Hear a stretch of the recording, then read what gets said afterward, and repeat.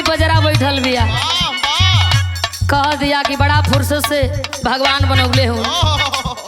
कुल तो ठीक है बा, चाल पर फिदा बानी, बाल पर फिदा बानी और राउर हंसी।